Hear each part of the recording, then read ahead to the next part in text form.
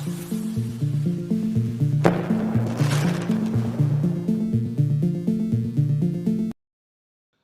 दोस्तों, मैं हूं अस्पित चौहान और आप देख रहे हैं आपका अपना यूट्यूब चैनल। आज अपने एनपीएस और ओपीएस को लेकर बहुत से क्वेश्चनों के जो सवाल बहुत से साथियों ने पूछे हैं उन पे मैं चर्चा करना चाहूँगा। वैसे ये अभी नई स्कीम नहीं है। एनपीएस यानी नेशनल पेंशन स्कीम 2004 से लागू हो गई थी और जिन्होंने इस चीज़ को देखा है, जो इस चीज़ को पिछले 12-13 साल से देखते आ रहे हैं, उनको अच्छी प्रकार से पता है कि एनपीएस के क्या नुकसान हैं। इसी वजह से एक बड़ा आंदोलन पूरे भारतवर्ष में अलग अलग राज्यों में देखने को मिला था और चुनावी वर्ष है, 5 राज्यों में फिलहाल चुनाव हो रहे हैं, वहां पर भी इसका इफेक्ट देखने को मिल सकता है। खासकर यूपी में अखिलेश गवर्नमेंट ने इस चीज़ की पहले से घोषणा कर दी कि हमारी अगर गवर्नमेंट आएगी तो हम ओल्ड पेंशन स्कीम को शुरू कर देंगे। यूपी को मिनी इंडिया बोला जाता है और यूपी ही वो स्टेट है जहां सबसे पहले इस चीज़ की आवाज़ उठी थी और वहां पर वोटिंग में इस चीज़ का इफेक्ट साफ देखने को मिल रहा है। बीजेपी और कांग्रेस गवर्नमेंट इसमें पीछे इसलिए थी क्योंकि इसको लागू करने के पीछे भी मनमोहन सिंह और अटल बिहारी वाजपेयी की जो आर्थिक उदारीकरण की नीति थी, उस वजह से इस स्कीम को लागू किया गया था ताकि गवर्नमेंट पर ज़्यादा जो भार है, वित्तीय भार न पड़े। इसलिए ये गवर्नमेंट इस चीज़ को वापस लागू करने में सफल नहीं हो पा रही थी।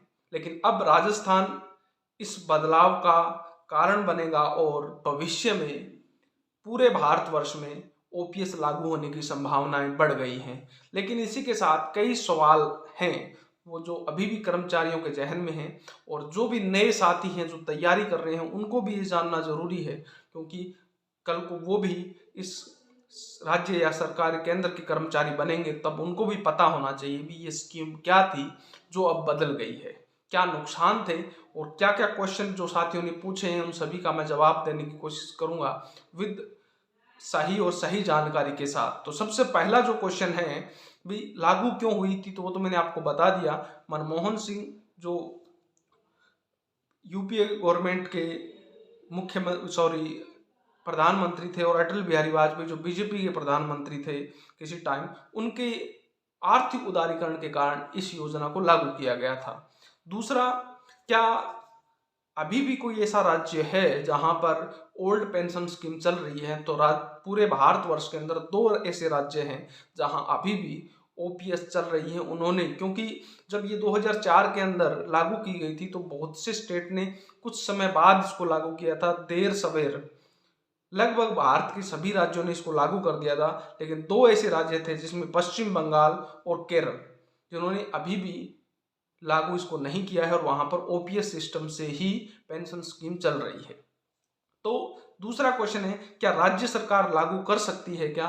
तो एक आरटीआई लगाई गई थी केंद्र सरकार के नाम और वहां से जो जवाब मिला है उसके अकॉर्डिंग राज्य सरकार चाहे तो ओपीएस लागू कर सकती है। इसके साथ ही जो दूसरा क्वेश्चन साथियों ने पूछा है कि केंद्र सरकार से अनुमति की जरूरत है क्या?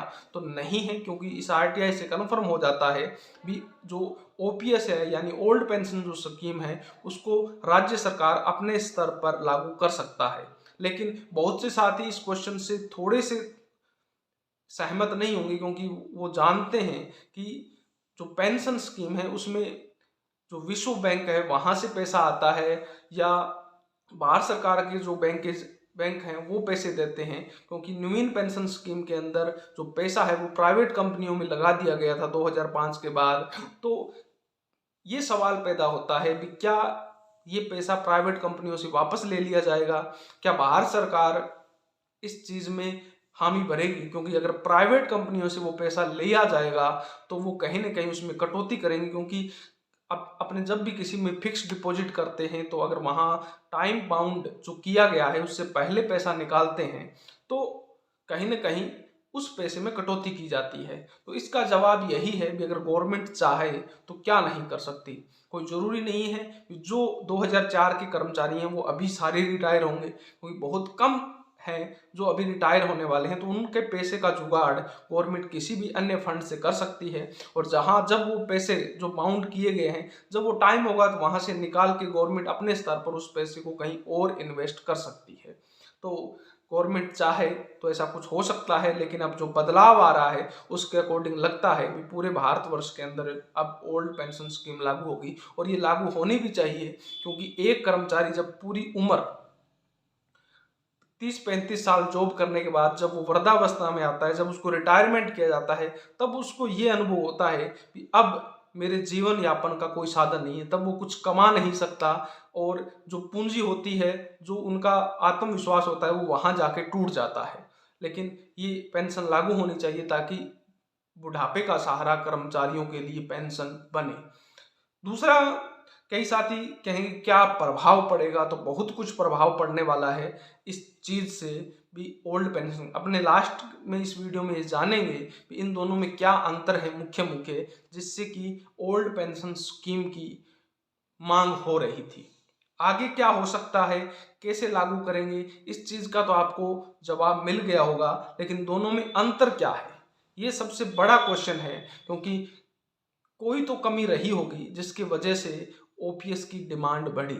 सबसे पहला मैं आपको बता दूं कि जो ओपीएस है, वो ओल्ड पेंशन स्कीम है जो 2004 से पहले थी, उसके अंदर किसी भी प्रकार की कटौती नहीं होती थी पेंशन के लिए।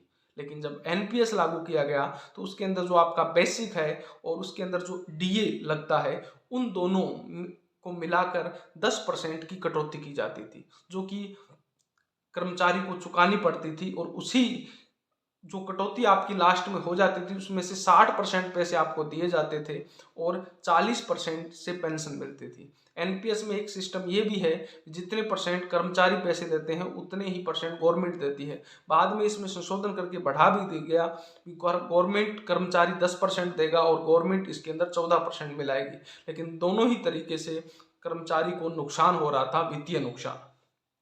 दूसरा, ओल्ड पेंशन स्कीम के अंदर जीपीएफ का ऑप्शन था। जीपीएफ यानी जनरल प्रोविडेंट फंड। लेकिन एनपीएस में जीपीएफ का कोई प्रावधान नहीं था। लेकिन कुछ दिन पहले राजस्थान गवर्नमेंट ने जीपीएफ 2004 के अकाउंट खुलवाए थे, क्योंकि कोरोना काल में पैसे की जरूरत गवर्नमेंट को ज़्यादा थी और जो डीए एरियर वगैरह थे वो सब इस जीपीएफ अकाउंट में ट्रांसफर किए गए थे, जो कि एक कर्मचारी का खाता होता है जिसके के अंदर वो चाहे तो उतने पैसे जमा कर सकते हैं। लेकिन जीपीएफ का एक फायदा और होता है, जीपीएफ में जब पैसे जमा होते हैं तो हर वित्तीय वर्ष उनका जोड़ होता है और फिर पैसे पर ब्याज जो लगता है वो जुड़ता है और ब्याज पे ब्याज मिलता है कर्मचारी को। जबकि एनपीएस में ऐसी कोई सुविधा नहीं थी, जो कि एक एनपीएस स्कीम का नुकसान था। अगला, जो ओपीएस है उसका जो भुगतान है वो सरकार की ट्रेजरी से होता है, जबकि एनपीएस के अंदर जो भुगतान है वो शेयर बाजार की चाल क्या है, म्यूचुअल फंड में जो पैसे इन्वेस्ट किए हैं जिन कंपनियों में, उनका भाव क्या है, इस आधार पर तय होता है। जो कि एक कर्मचारी के पैसे पे सट्टा है, जो अगर भाव अच्छे हैं तो मिल सकते हैं और अगर भाव कमजोर हैं तो उस हिसाब से उसके पैसे पे दाव लगते थे, जो कि एक कर्मचारी के लिए अच्छा नहीं था।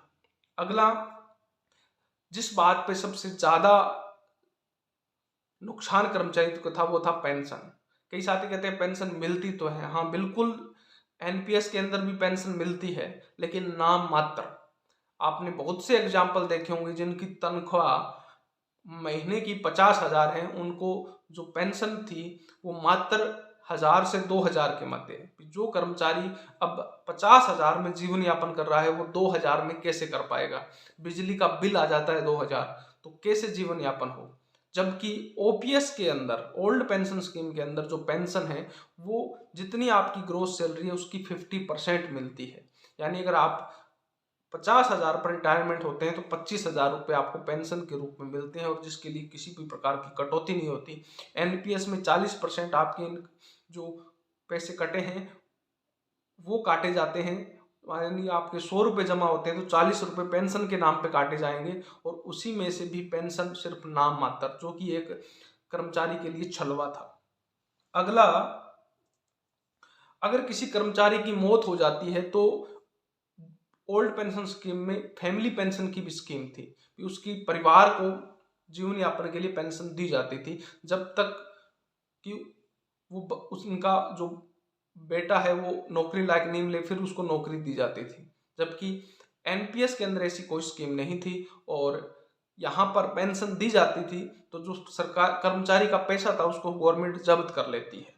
इसके अलावा ओपीएस के अंदर जो पैसा मिलता है कर्मचारी को उस पर कोई टैक्स नहीं लगता था, जबकि एनपीएस के अंदर शुरुआती टाइम में 2018 तक 40% टैक्स फ्री था, 20% पर टैक्स लगता था।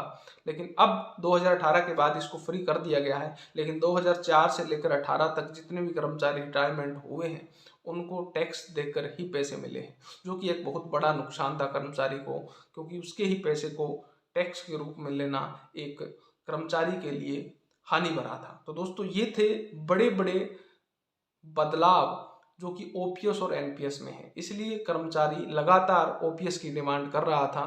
आपको अगर ये वीडियो अच्छा लगा तो वीडियो को अपने सभी साथियों के साथ जरूर शेयर कीजिए ताकि उन्हें ये अवगत हो सके भी सरकार ने जो एनपीएस को ओपीएस में बदला है उससे क्या प्रभाव पड़े हैं, और जो युवा पीढ़ी है उन तक भी इस वीडियो को पहुंचाइए ताकि उनको पता चले भी अब अगर आप राज्य कर्मचारी बनेंगे तो आपको क्या फायदे होंगे। तो दोस्तों ये था एक वीडियो जो आपके आग्रह पर बनाया गया है।